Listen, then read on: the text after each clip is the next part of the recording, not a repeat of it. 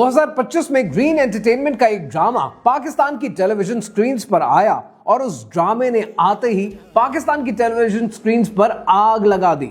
2 करोड़ से ज्यादा views, trending continuously, national debate. ये ड्रामा टेररिज्म के बारे में नहीं है, ये ड्रामा फैमिली पॉलिटिक्स के बारे में नहीं है, और ये ड्रामा टिपिकल लव ट्रायंगल के बारे में नहीं है।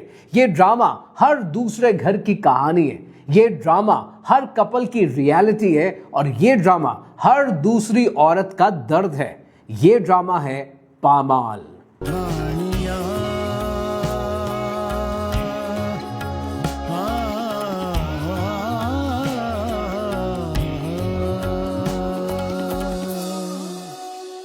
जब ये ड्रामा रिलीज हुआ, मुल्क 2 हिस्सों में बट गया। मर्दों ने कहा कि इसमें बुराई क्या है, एक नॉर्मल मैरिटल लाइफ ही तो दिखाई है। मैं लेके गई थी। आपको किसने कहा कि मेरी बीवी को मेरी इजाजत के बगैर घर के बाहर लेके जाएं? हाँ, ठीक है, आइंदा से नहीं लेके जाऊंगी तुम्हारी बीवी को तुम्हारी इजाजत के बगैर। घर बैठा के रखो डेकोरेशन पीस बना के। हाँ, रखूंगा डेकोरेशन पीस बना के, किसी की मशवरे नहीं चाहिए मुझे। और औरतों ने कहा कि नहीं, ये एग्जैक्टली मेरी कहानी है, ये मेरे बारे में लिखा गया है, मेरा शौहर मेरे साथ ऐसा ही करता है। तुम्हें तुम्हारी गलतियों पे डांटता हूं, समझाता हूं। सवाल यह है कि मैं ड्रामे देखता नहीं हूं, लेकिन आपके मैसेजेस की बारिश हो गई कि सर पामाल के बारे में बात करें। आपने कहा सर इम्तिनान भाई हमें बताएं इस ड्रामे की असलियत क्या है, कहानी क्या है। जब आपके इतने सारे मैसेजेस आए, मैंने इसकी कहानी को फॉलो अप किया, और जितना मैंने इसकी कहानी को फॉलो किया है, मैं एक ही बात कह सकता हूं कि यह ड्रामा अनफॉर्चुनेटली हमारे माशरे की अक्कासी करता है, हमारे माशरे का आईना है। और उसकी वजह यह है कि कभी कभी सही और गलत के दरमियान लाइन ड्रॉ करना मुश्किल हो जाता है। कभी मोहब्बत आपको कंट्रोल की तरफ ले जाती है, और कभी प्रोटेक्शन और पोजीशन में फर्क हम अलग कर नहीं पाते। क्यों गई मेरी इजाजत के बगैर घर के बाहर? बच्ची हो, समझ नहीं आती? कितनी कॉलें की तुम्हें? भाभी ने मुझसे पूछा तो मैंने कहा ठीक है, फोन ऊपर है। इसीलिए इस ड्रामे के बारे में बात करना बहुत जरूरी है। ये आज की वीडियो मेरे लिए एक थोड़ी चैलेंजिंग वीडियो है, और उसकी वजह यह है कि आज की वीडियो में मैं बहुत सारी ऐसी बातें करने लगा हूं कि जहां आप बैठे हैं आप अनकंफर्टेबल फील करेंगे, लेकिन आपने कोई ओपिनियन नहीं बनाना। ठंडे दिमाग से काम होकर मेरी सारी बातें सुननी है, उसके बाद आपका जो भी ओपिनियन होगा वो मैं सुनने को तैयार हूंगा। कहानी क्या है, आइए समझते हैं।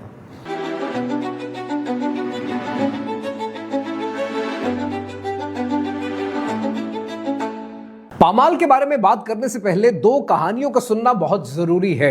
मेरे एक दोस्त हैं, उम्र में मुझसे बड़े हैं, और मेरे बहुत से ऐसे दोस्त हैं जो उम्र में मुझसे बड़े हैं। मुझे बहुत सीख मिलती है, बहुत कुछ समझने को मिलता है उनसे। ब्रिगेडियर हैं, रिटायर्ड ब्रिगेडियर हैं। हम अक्सर गोल्फ भी खेलते हैं, अक्सर चेस भी खेलते हैं। मैं उनसे बड़ा कुछ सीखता हूं। उनकी बेटी की शादी हो गई। जब उनकी बेटी की शादी हुई, हर हफ्ते बेटी घर आना शुरू हो गई, मिलने के लिए अपने मैके आने लगी। जब रोज आती थी, हर हफ्ते आती थी, तो हर हफ्ते कोई ना कोई शिकायत उसकी होती थी कि पापा मेरे इन-लॉज ने ये किया, पापा मेरे इन-लॉज बड़े ऑड हैं, पापा मेरे इन-लॉज ने वो किया, पापा मैं इन लोगों के साथ नहीं रह सकती। एक दिन ब्रिगेडियर साहब ने कहा कि बेटा एक काम करो, वहां लाउंज में मेरी गन रखी है, मेरी गन लेकर आओ। तो बेटी ने पूछा कि पापा क्यों, क्या हुआ? तो ब्रिगेडियर साहब कहने लगे कि बेटा अगर वो इतने ही बुरे लोग हैं तो मैं जाता हूं और उनको शूट करके आ जाता हूं। तो बेटी ने कहा कि नहीं नहीं नहीं नहीं पापा, इतने भी बुरे नहीं हैं। तो उस पर बाप ने कहा कि बेटा अगर इतने ही बुरे नहीं हैं then deal with it, this is your life, अपनी जिंदगी है, फिगर आउट करो। यहां के मसाइल उस घर में मत लेकर जाओ, और उस घर के मसाइल इस घर में मत लेकर आओ। कहानी खत्म, कॉन्वर्सेशन खत्म। उस बच्ची का घर तो बस गया। लेकिन ये थी 1990 की दिहाई की पेरेंटिंग, जहां पेरेंट्स कहते थे कि टफ लव है, स्ट्रेट फॉरवर्ड है, जबरदस्ती बच्ची का घर बसाना है, फिगर इट आउट योरसेल्फ का एनवायरनमेंट है। लेकिन आज दुनिया बदल गई है, आज की पेरेंटिंग फर्क है, और आज जो जनरेशन मांगती है उसके लिए दूसरी कहानी का समझना भी जरूरी है। अब ये जो दूसरी कहानी है ये आपके लिए ज्यादा दिलचस्प है। मेरे एक और दोस्त हैं, उम्र में मुझसे काफी छोटे हैं, और एक दिन मुझे कहने लगे कि इम्तिनान भाई आपको पता है मेरी बीवी जहन्नुम में जाएगी, मैंने कहा, अरे भाई खुदा का खौफ करो, सर्टिफिकेट ही बांट दिया। द वे यू नो मी, मैं इस किस्म के सर्टिफिकेट कोई भी बांटे, चाहे वो मेरा जानने वाला हो या ना हो, मैं इनसे दूर भागता हूं, क्योंकि ये इंसानों का काम नहीं है। और मेरे सामने मेरा जानने वाला मेरा दोस्त ये बात कर दे तो सोचें कि कितनी आग लगी होगी ये जुमला सुनकर। मैंने कहा, तुम पागल हो क्या, इतनी बड़ी बात कर दी कि वो जहन्नुम में जाएगी, हुआ क्या है? तो कहने लगा कि वो मुझसे अलग होना चाहती है। ओके, रीजन क्या है? वो कहती है कि हम सारा दिन बच्चों की बातें करते हैं, चोर्स की, टास्क्स की, काम की बातें करते हैं, घर की बातें करते हैं, हमारी अपनी कोई कॉन्वर्सेशन नहीं है। तो कहने लगा कि उस पर मैंने उससे कहा कि कॉन्वर्सेशन कहां से करूं, मैं सारा दिन तुम्हारे लिए, तुम्हारे बच्चों के लिए कमाने में बिजी रहता हूं। उस पर उसकी बीवी ने एक बड़ा जबरदस्त आर्ग्यूमेंट दिया and I was shocked. It was a very good argument. उसने कहा कि देखो, ये जो तुम कमाने की बातें करते हो ना, ये मेरे सामने मत किया करो, क्योंकि अगर हम तुम्हारी जिंदगी में नहीं भी होते तो इस दुनिया में सरवाइव करने के लिए तुम कुछ ना कुछ तो करते ना, कुछ ना कुछ तो कमाते, कोई तो काम धंधा करते। तो हमें एज अ शील्ड यूज करना बंद करो अपने आर्ग्यूमेंट को जस्टिफाई करने के लिए। मैंने उसे कहा, what she is really looking for is emotional connection. भाई तुम बात करना शुरू करो, you need to start talking and you need to start listening. And he started that, relationship fix हो गया, दोनों हंसी खुशी रहने लगे। अब यहां पर आप देख रहे हैं कि एक जनरेशन है जो कहती है कि एडजस्ट करो, सर नीचे करो, निगाह नीचे करो और अपनी जिंदगी को खुद ही फिगर आउट करो और जबरदस्ती घर बसाने की कोशिश करो। और दूसरी एक जनरेशन है जो कहती है कि भाई हमें इमोशनल कनेक्शन चाहिए। क्या दोनों गलत हैं? दोनों गलत नहीं है, दोनों अपनी जगह सही हैं, क्योंकि दोनों दो मुख्तलिफ दौर की प्रोडक्ट्स हैं, मुख्तलिफ अदवार में पैदा हुए हैं। और प्रॉब्लम यह है कि दोनों जनरेशंस एक दूसरे को सुनने के लिए, समझने के लिए तैयार नहीं है। और यही दिखाता है drama पामाल।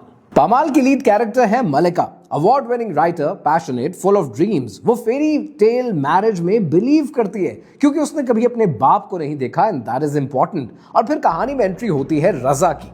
Charming, stable, successful, perfect guy, love marriage, no drama, all happiness. पहले 2 से 3 एपिसोड तो ब्यूटीफुल रोमांटिक ड्रीम लाइफ दिखाते हैं, लेकिन फिर स्लो बर्न आहिस्ता आहिस्ता बदलने लगता है। 5वीं एपिसोड के अंदर मलिका अपने कजन अनस से फ्रैंक होती है। बचपन के दोस्त हैं, पर रजा कोई बात पसंद नहीं आती और वो कहता है कि तुम्हें इतना फ्रैंक होने की जरूरत नहीं। फिर एपिसोड 7 के अंदर मलिका बिना पूछे मेड हायर कर लेती है और रजा उसके ऊपर गुस्सा खा जाता है, गुस्सा करना शुरू कर देता है और कहता है कि बैकग्राउंड चेक किए बगैर किसी को भी हायर कर लोगी क्या। फिर 10वीं एपिसोड के अंदर मलिका अकेले मार्केट जाना चाहती है, पर रजा कहता है कि अनसेफ है, मैं छोड़ आता हूं। 13वीं एपिसोड के अंदर मलिका प्रेग्नेंट है, पोस्टपार्टम डिप्रेशन फेस कर रही है और काश कि कोई पाकिस्तानी मर्दों को बता सके कि ये पोस्टपार्टम डिप्रेशन क्या होता है। 90% मर्द हमारे मुल्क का ये चीज समझ ही नहीं पाता कि ये किस बीमारी का नाम है, ये किस मर्ज की बात हम कर रहे हैं। ये एक नेचुरल प्रोसेस है, एक औरत इससे गुजरती है, लेकिन पाकिस्तानी मर्दों को किसी ने कभी ये बात समझाई ही नहीं। एनीवेज जनाब, रजा दूसरे बच्चे की प्लानिंग करना शुरू कर देता है विदाउट इवन आस्किंग हर। और मलिका की मां गीती कहती है कि पेशेंस रखो, हस्बैंड की बात मानो, यानी घर बसाने की बात करती है। स्लोली होता क्या है कि मलिका अपनी राइटिंग छोड़ देती है, अपने डिसीजंस छोड़ देती है, अपनी आइडेंटिटी भूल जाती है और हर चीज फेड आउट होना शुरू हो जाती है। और इतना ग्रेजुअल ये प्रोसेस होता है कि मलिका कहती है कि मैं जो भी करूंगी, जो भी पूछूंगी, पहले रजा से पूछूंगी, उसकी रजामंदी जानूंगी, उसके बाद कोई फैसला करूंगी। यानी एक अवार्ड विनिंग राइटर है, लेकिन अब एक छोटा सा सिंपल सा डिसीजन भी अकेले नहीं ले सकती। मैं ये नहीं कर सकती, मैं वो नहीं कर सकती, मैं यहाँ नहीं जा सकती, मैं वहाँ नहीं जा सकती। क्या कर सकती हूँ मैं? अपनी मर्जी से मेड नहीं रख सकती, अपनी मर्जी से मैं ग्रोसरी नहीं कर सकती, मैं कुछ भी अपनी मर्जी से कपड़ा नहीं पहन सकती। मैं जो करूंगी, जो रजा कहेगा, जो रजा को पसंद है वो होगा। रजा ये चाहेगा, रजा वो चाहेगा। सुबह से लेकर शाम तक मैं अपनी लाइफ सिर्फ रजा जो ख्वाहिश करता वैसे गुजार रही हूँ। अब सवाल यह है कि पाकिस्तान की ऑडियंस इस सब के ऊपर डिवाइडेड क्यों है? ओल्डर जनरेशन कहती है कि प्रॉब्लम क्या है, हस्बैंड से हर चीज में कंसल्ट करना चाहिए, जबकि यंगर जनरेशन ये कहती है कि ये कंट्रोल है, ये रेड फ्लैग है। मर्द कहते हैं कि रजा प्रोटेक्टिव है, प्रॉब्लम क्या है इसके अंदर, वो केयर करता है। जबकि औरतें कहती हैं कि ये पोजेसिवनेस है, ये कंट्रोल है, और चूंकि ये कंट्रोल है, दिस इज नॉट राइट। अब ये कहानी क्या है? ये जनरेशनल और जेंडर डिवाइड की कहानी है, और यही इस ड्रामे की असली स्ट्रेंथ है, क्योंकि ये अनकंफर्टेबल सवाल पूछता है। ये ड्रामा पूछता है कि वो क्या जगह है, वो कौन सी लाइन है जहां पर प्रोटेक्शन खत्म होती है और पॉजेसिवनेस शुरू हो जाती है। ये ड्रामा पूछता है कि कहां पर केयरिंग खत्म होती है और कंट्रोल शुरू हो जाता है, और कहां पर एडजस्टमेंट खत्म होती है और सेल्फ इरेजर शुरू हो जाता है। ये इंपॉर्टेंट सवाल हैं माशरे में जिंदा रहने के लिए, एक दूसरे के साथ चलने के लिए, इसीलिए इन पर बात करनी जरूरी है। अब ये जो रजा का कैरेक्टर है, ये बहुत लोगों को पर्सनली फील हुआ है। 50% औरतों ने मैसेजेस किए हैं कि ये मेरे हस्बैंड की एग्जैक्ट कॉपी है, और 30% मर्द ये पूछते हैं कि मैंने गलत किया क्या है। Now that is good, that is self reflection, और सेल्फ रिफ्लेक्शन माशरे के लिए बहुत जरूरी है। रजा वायलेंट नहीं है, चीटर नहीं है, फाइनेंशियली स्टेबल है, फैमिली मैन है, लेकिन वो कंट्रोलिंग है, इमोशनली मैनिपुलेटिव है, और यहां क्लैरिफिकेशन बहुत जरूरी है। मैं फेमिनिज्म के खिलाफ हूं, मैं फेमिनिज्म के खिलाफ वीडियोस भी बनाता हूं, और आपको ऑलरेडी मेरा स्टैंस इस पर मौजूद है, आपको पता है उस स्टैंस के बारे में, और मेरा स्टैंस वो है जो दीनी स्टैंस है। लेकिन सवाल ये है कि जो कुछ इस ड्रामे में दिखाया जा रहा है, ये फेमिनिज्म नहीं है, ये बेसिक ह्यूमन राइट्स हैं। लेकिन हमने पता क्या किया? पाकिस्तान जैसे माशरे में मर्दों ने किया ये कि वो तमाम हुकूक जो दीन ने दे रखे हैं, हमने औरत से छीन लिए और उसके ऊपर फेमिनिज्म का स्टिकर लगा दिया। फेमिनिज्म फितना है, लेकिन अपना हक मांगना ये फितना नहीं है। फेमिनिज्म एक मुसीबत है, लेकिन एक शादी के अंदर इमोशनल कनेक्शन मांगना ये फितना नहीं है। फेमिनिज्म एक साजिश हो सकती है, बिल्कुल है, लेकिन फेमिनिज्म के मुकाबले में विमेन एम्पावरमेंट ये फितना नहीं है। और ये सवाल आज पाकिस्तान के मर्दों को समझने की जरूरत है, क्योंकि पाकिस्तान का मर्द, and you need to note this point, Pakistan का मर्द आज भी 1857 में जिंदा है। उसके जहन में आज भी वही रोमांटिक पिक्चर है जो 1970 और 80 की मूवीज में दिखाई जाती है। दुनिया आज वैसे नहीं चलती। इसलिए इंपॉर्टेंट है कि हम यहां पर यह समझें कि इस कहानी के अंदर रजा का प्रॉब्लम है क्या। रजा का पहला प्रॉब्लम है फाइनेंशियल कंट्रोल। मलिका को बैंकिंग नहीं आती, सेविंग्स का नहीं पता, चेकबुक मैनेज नहीं कर सकती, और रजा कहता है कि कोई बात नहीं, मैं मैनेज कर लूंगा, मैं संभाल लूंगा। ये क्या है? ये केयरिंग है? ये केयरिंग नहीं है, ये कंट्रोल है। क्यों ऐसा होता है कि आपकी बेगम को पता तक नहीं है कि बैंकिंग करते कैसे हैं? आपके कोई जॉइंट अकाउंट्स नहीं है। The first thing I did after getting married was to ensure कि मेरी बेगम का अपना अकाउंट भी हो, जो कि उसके पास ऑलरेडी था भी, और हमारा एक जॉइंट अकाउंट भी हो। ये मैटर करता है। इस्लाम ये कहता है कि औरत की कमाई पर मर्द का कोई हक नहीं है। वो पूछ नहीं सकता उससे कि वो कहां खर्च करती है, अपने घर वालों को देती है, खा जाती है, शॉपिंग करती है, क्या करती है। You do not even have the right to ask. उसके बावजूद पाकिस्तान की औरतें जो कमाती हैं अपने घर पर, अपने मियां पर, अपने बच्चों पर लगाती हैं। लेकिन मुसीबत यह है कि अगर आपको फाइनेंशियल मैनेजमेंट आती नहीं है, एक औरत को नहीं आती, आपने अपनी बेगम को सिखा नहीं रखी है, तो ऐसे राइट का क्या फायदा? ऐसा राइट फिर यूजलेस हो जाता है।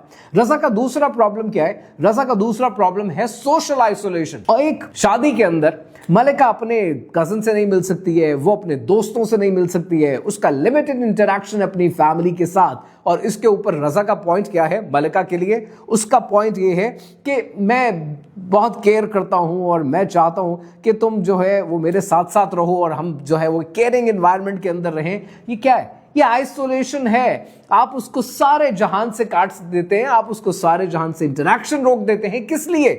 इसलिए कि आप उस पर भरोसा नहीं कर सकते। एक शादी के अंदर जो सबसे बड़ी चीज होती है ना कि आपकी बीवी किसी से भी इंटरैक्ट करे, वो आपका ट्रस्ट है। और अगर आपका ट्रस्ट ही नहीं है तो शादी किस बात की है? तीसरा इंपॉर्टेंट पॉइंट जो लोगों को समझने की जरूरत है वो है आइडेंटिटी फेलियर। एक अवार्ड विनिंग राइटर जो जिंदगी में बड़े बड़े जगहों पर अपने झंडे गाड़ रही है, एक छोटा सा फैसला भी खुद नहीं कर सकती है। ये आपने किया उसकी आइडेंटिटी को इरेज करके। शादी के बाद एक औरत की आइडेंटिटी बरकरार रहनी चाहिए। वो जो करना चाहती है, उसके जो ड्रीम्स हैं, एस्पिरेशंस हैं, वो होने चाहिए। एक कामयाब मर्द पता कौन होता है? एक कामयाब मर्द वो होता है जो अपनी बेगम की, अपनी औरत की, अपनी खातून की कामयाबी पर खुश होता है। वो प्राउड फील करता है कि वो कुछ कर रही है और जो कर रही है वो अच्छा कर रही है। अल्लाह सुब्हानहू व तआला ने कुरान मजीद में इरशाद फरमाया है कि तुम एक दूसरे का लिबास हो। कि जो लिबास है, इसका मतलब भी पता है आपको? लिबास करता क्या है? लिबास एक काम करता है, लिबास आपका गला नहीं घोटता, और जो चीज गला घोटती है उसको हम लिबास नहीं कहते। इंडिया देखें कभी भी मेरे लिए काबिल तकलीद नहीं रहा, और मैं बहुत सारी बातें उस पर करता हूं, लेकिन इंडिया की एक मूवी थी, और वो मूवी भी जो बॉलीवुड से आप हमेशा एक्सपेक्ट करते हैं कि हॉलीवुड की मूवी का चरबा होती है, तो नोटबुक एक बड़ी मशहूर ज़माना मूवी है हॉलीवुड की, उसका चरबा जब बनाया गया है इंडिया में अजय देवगन और काजोल ने, उस फिल्म का नाम था यू मी और हम। और उस फिल्म का जो टाइटल सॉन्ग था वो बड़ा मैटर करता है। वो कहते हैं कि अपने रंग गवाए बिन मेरे रंग में ढल जाओ, अपनी धूप गवाए बिन मेरी छांव में आ जाओ। चलो यूं करें कि तुम ही रहो, मैं भी रहूं, हम भी रहें, और तीनों मिलकर साथ चले, साथ ही जन्म जन्म। अब जन्म जन्म पे बात नहीं करेंगे, फिर that would be going against our belief system. But the point is कि यू, मी और हम, इन तीनों का एग्जिस्ट करना जरूरी है। But the first thing we do after getting married in a country like Pakistan, हम उस औरत की आइडेंटिटी को इरेज कर देते हैं। इसलिए हमारे यहां मर्दों की ट्रेनिंग होनी बहुत जरूरी है, और मर्द को यह समझाने की जरूरत है कि कंट्रोलिंग केयरिंग नहीं होती है, पोजेसिवनेस प्रोटेक्शन नहीं होती है, और डिपेंडेंट वाइफ एक कामयाब शादी की निशानी नहीं होती है। फिर कहानी के अंदर एक और इंपॉर्टेंट कैरेक्टर है, और वो है मलिका की मां का, गीति का कैरेक्टर। गीति का कैरेक्टर ये कहता है, गीति ये कहती है मलिका को कि देखो पेशेंस रखो, हस्बैंड की बात मान लो, एडजस्ट कर लो। और फिर जब टेम्पोररी मलिका अपना घर छोड़कर आ जाती है तो उसको कहती है कि तुमने मेरी जिंदगी बर्बाद कर दी। आगे चलकर गीति एक और एपिसोड में कहती है कि मैं अपनी बेटी को रियलिटी के लिए प्रिपेयर कर रही हूं, क्योंकि मेरी बेटी वो फेस कर रही है जो मैंने फेस किया था। This is 100% true definition of generational trauma. हम ये ट्रॉमा अपने बच्चों को पास ऑन कर देते हैं, हम ब्रेक नहीं लगाते कि जो आपके साथ हुआ क्यों लाजमी है कि आपके बच्चों के साथ हो। And this is a major cause of so many problems in our society. अब यहां पर एक इंपॉर्टेंट बात मैं आपको बताता चलूं, और ये बात आपको समझनी है। वो समझनी ये है कि हमारे माशरे में जब बेटी पैदा होती है, हम बचपन से उसकी तरबियत कर रहे होते हैं कि एक दिन इसने किसी न किसी घर में जाना है, इसको सिलाई कढ़ाई भी आए, इसको कुकिंग भी आए, इसको खाना पकाना भी आए, इसको उठना बैठना भी आए। बहिश्ती जेवर उठाकर उसको चिपका देते हैं, पूरी जिंदगी उसकी तरबियत करते हैं। लेकिन जब वो बड़ी होती है ना, फिर लाजमी हो जाता है जिस चीज के लिए उसने सारी जिंदगी तकलीफ काटी होती है, वो एक फेरी टेल मैरिज एक्सपेक्ट करती है, क्योंकि सारी जिंदगी हमने तरबियत ये की है। जबकि एक बच्चे की तरबियत, एक लड़के की तरबियत हम क्या करते हैं? हम कोई तरबियत नहीं करते। करियर बना लो, सेट हो जाओ, शादी कर लो। इसीलिए शादी के बाद एक लड़की एक्सपेक्ट करती है कि कुछ तो डिफरेंट होगा, कुछ होगा इस शादी के अंदर।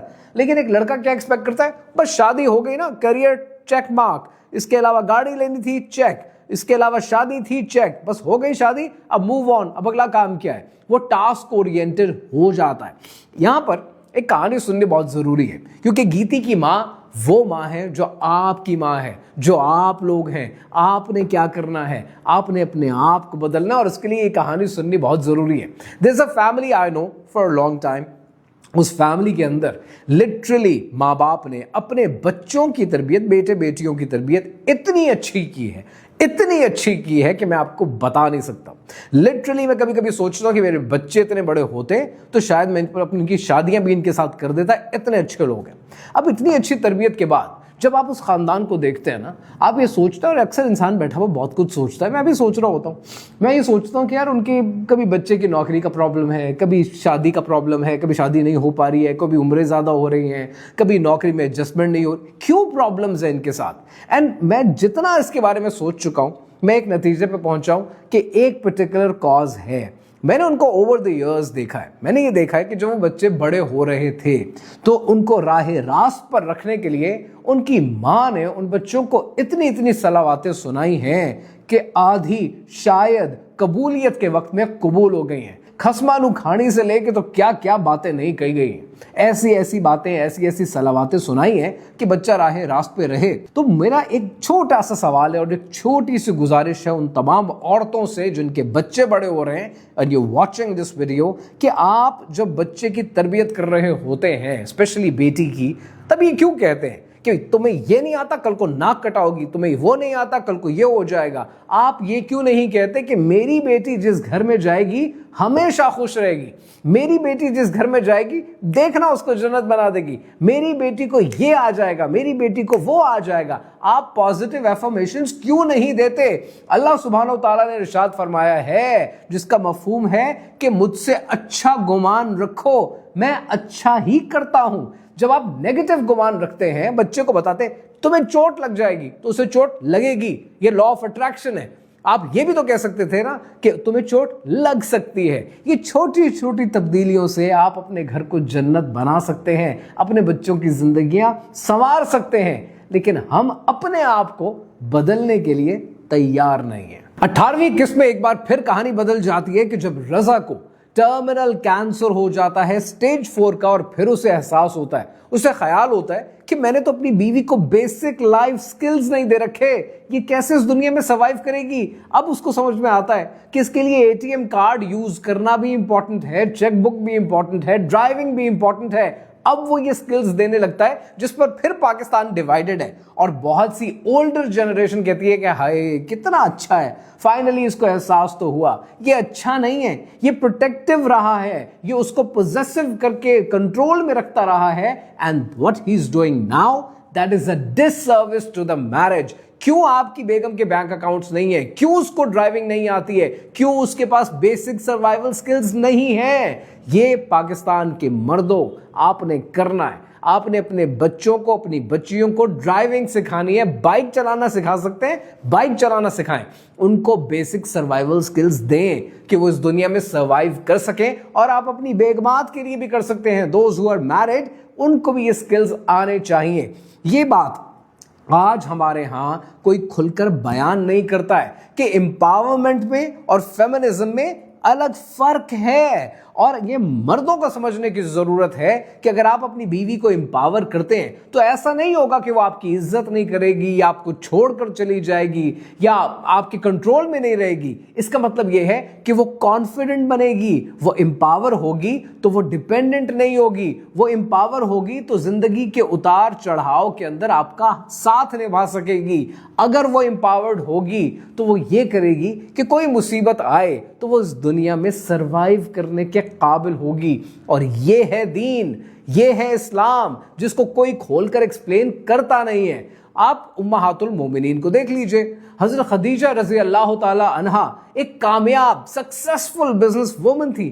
हजरत आयशा रजी अल्लाह ताला अन्हा 2210 से ज्यादा अहादीस मुरत्तब करवाई, स्कॉलर थी, टीचर थी और पब्लिक डिस्कोर्स में पार्टिसिपेट किया। ये है इस्लाम। ये हम खोलकर बयान करने को तैयार ही नहीं है, क्योंकि हमने कल्चरल प्रैक्टिसेस को उठाकर दीन का नाम दे दिया है। और ये सबसे बड़ी ज्यादती की है हमने अपने घरों के साथ और खास तौर पर अपनी औरतों के साथ, अपनी बीवियों के साथ, एंड दैट नीड्स चेंजिंग।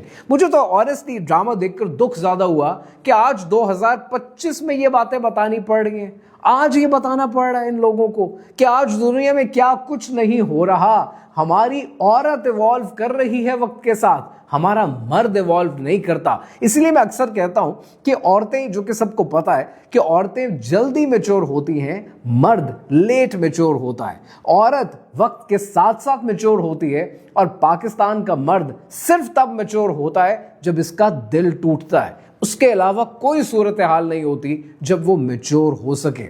मुझे एक नज़म याद आ रही है सबके ऊपर, क्योंकि दुख इतना बड़ा है कि हमें ये बातें बतानी पड़ रही हैं। वो शायर कहता है, एंड आई होप कि आप उससे रिलेट भी करेंगे और आप अपनी ज़िंदगी में इसको फील करके इम्प्लीमेंट करने की कोशिश करेंगे। शायर कहता है कि ज़िंदगी की तवील राहों में हम शरीके सफ़र रहे तो हैं। तू मुझे अपनी जान समझती रही, मैं तुझे कत्ल करता आया हूँ। मैंने आदम से लेकर आज तलक जिस कदर भी लहू बहाया है, सारा तेरे बदन से आया है। तू जो पैदा हुई तो मैंने तुझे जिंदा दरगोर करके मार दिया। कभी दीवार में चुनवाया तुझे, कभी सूली पे तुझको वार दिया। हमने मिलकर मकान बनवाया जिसमें दोनों मुकीम हैं, लेकिन तू घरेलू गुलाम की सूरत और मैं मालिक मकान कहलाया। मेरा माजी है झूठ की तारीख, हाल अपना बेबस नदामत है। इससे पहले कि इस नदामत से मैं किसी रोज खुदकुशी कर लूं, उठ मेरी हम नफस बगावत कर, अपनी तारीख खुद मुरत्तब कर, उठ मेरी हम नफस बगावत कर।